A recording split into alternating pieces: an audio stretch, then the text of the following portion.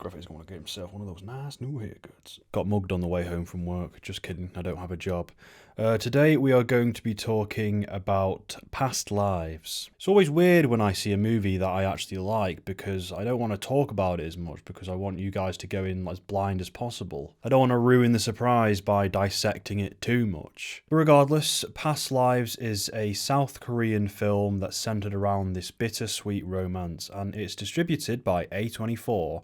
And I promise that I didn't know that going in. I'm not just an A24 shill. I promise. I just wanted to see this. It looked interesting on its own right. It's not my fault that all of these good movies happen to be coming from the same place. It's not my intention. This was a really lovely movie. It was slice of life, and I tend to really enjoy those kinds of films. It's sensitive and slow, but never ever boring. I actually really needed to piss for the second half of this movie, and it wasn't even that unbearable because the dialogue was just so well written. It has naturalistic dialogue which is quite minimal, honestly, but it still manages to convey a lot with a little. Similarly, the acting is very subtle, but you can still derive all of these different emotions and ideas from just the facial expressions of the actors. Every inch of their face, every muscle is acting. I'm mainly talking about the two leads here, but the actor who played the American husband was also really good. His character had the perfect amount of screen time. For most of it, he was very purposefully sidelined. And then you get this one scene where he begins to express himself through very well written dialogue, and you just get everything you need to know to understand where this character is coming from. We've gotten his entire story, he's fleshed out to a very satisfying degree. Seeing as how it's all centered around a fairly ordinary thing, it's just this relationship between these two characters, the film is shot with complete realism.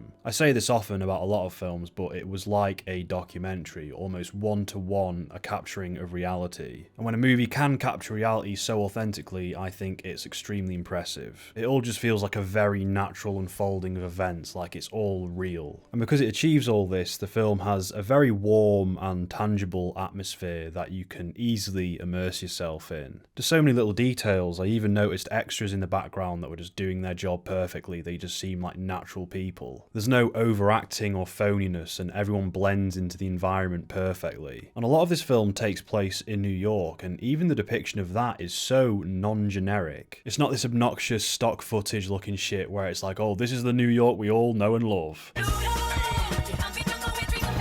The way they shoot the city is unique to this film. And a side note, I've seen quite a few modern South Korean movies at this point, and one thing that I've started to pick up on is that South Korean architecture is quite fascinating. It's very pleasing to the eye. It's almost completely alien to me because it seems as if their whole city design is all based around these hills. It's all vertical and like going up. There's a particular shot in this film which utilizes the town backdrop to inform the composition of the shot, and honestly it's like the gorgeous shot was already there. There was a visual story happening regardless if there was a camera knocking about. All that happened was a film crew came to capture it.